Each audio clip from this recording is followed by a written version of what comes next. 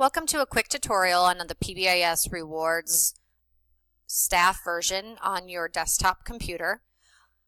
So once you've received your login link from PBIS, you can follow the prompts there to get logged in, and your screen should look like mine does here. You can also log in using Clever. That has worked for other staff. Either way is fine. As you can see, I am using Craig's, so I can have a teacher desktop version here, and so you can see all of the different things that you can use on your desktop version. The first thing I'd like you to do when you get in, though, is go to the second tab over here labeled Groups. Once you click on that, you'll see that they have loaded all of our rosters for the entire year, so for Try 1, 2, and 3. I'm in the process of working with them to take out 2 and 3 right now, so we only have Try 1 loaded. But the issue with that is when they loaded those, some of the numbers got skewed. So if you can see Success Center Try 1, Menzel 13. Well, we don't have a 13th period, obviously, so when the numbers came in, they're just a little different or they're wrong. So what I would encourage you to do first is to click on each of the classes in Try 1 and figure out what class period this is. And then I would change the name. So if you look at this roster and you're like, oh yeah, this is my 3rd period actually, you're going to come up here to Settings, you're going to go to Edit Group, and you're going to change the name of this particular class or group, if you will. And maybe these are, 3rd period, only A days.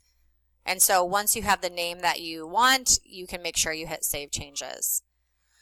Now, if I notice that my roster is not quite right, because we know kids did change from the beginning of the year, one of the things you can do is add a student. So up here in this box, if I need to add a student, I can start to type in the name, and the student will come up.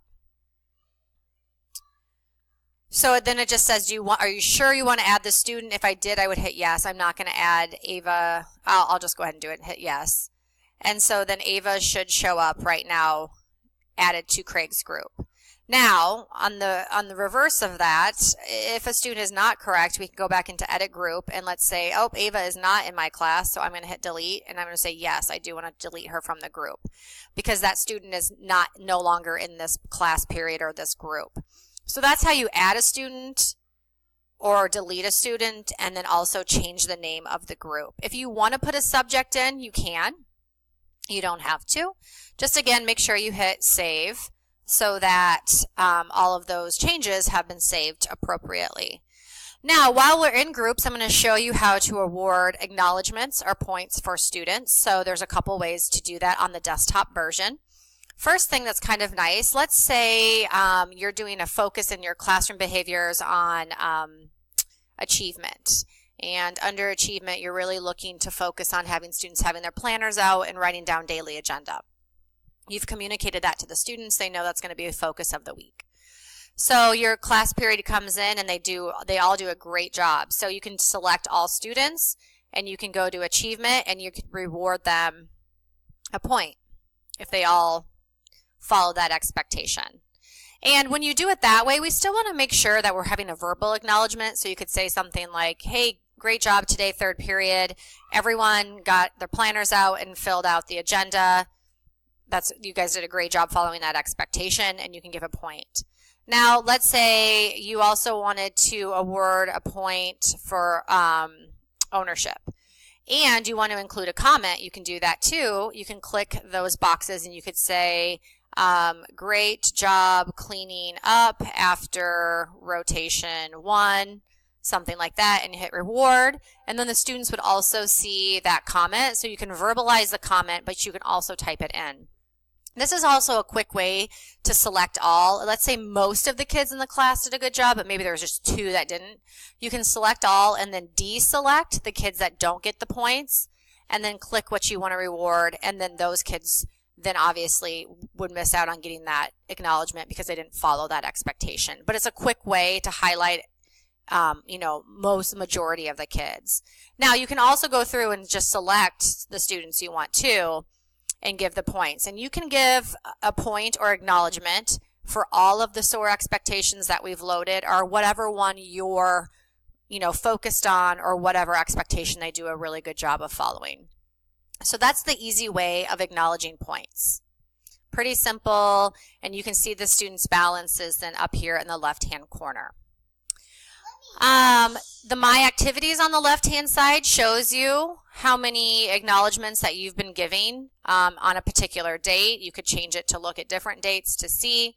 I think that's kind of nice. You know, one of the things we've said with the SOAR tickets is, you know, that you may think they're silly or some of the kids don't buy into it, but really the ticket is just is another reminder, a visual to us as staff that we are positively acknowledging behaviors.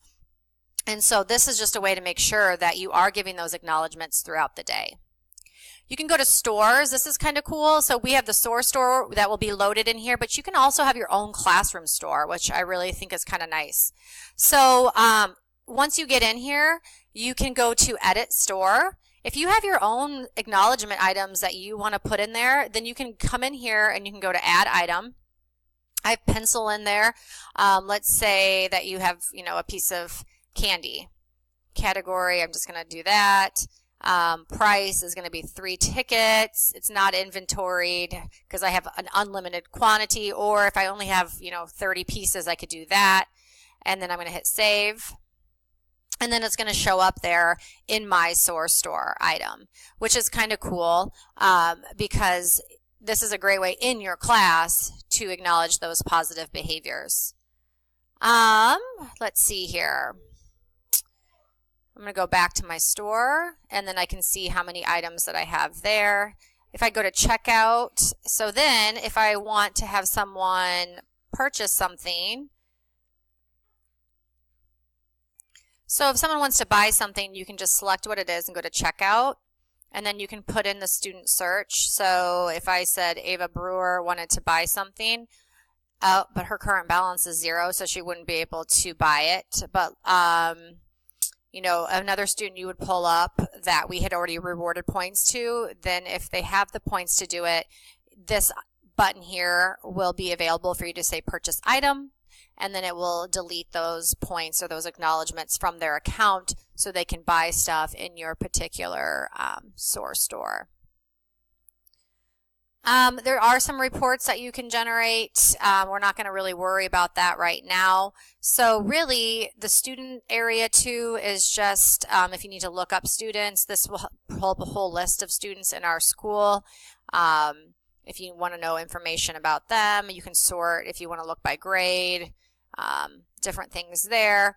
But really, the main tabs that you're going to be using are groups, again, to reward those points during the day. You can look at your activity, and then if you want to put in items for your particular SOAR store.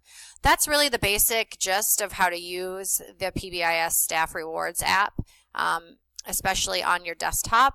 If you want to download the phone version, you can do that as well. Just go to your app store and type in PBIS Rewards Staff. And it works exactly the same way. It has these categories over here. Your groups will already be loaded in there based on what changes you make on your desktop.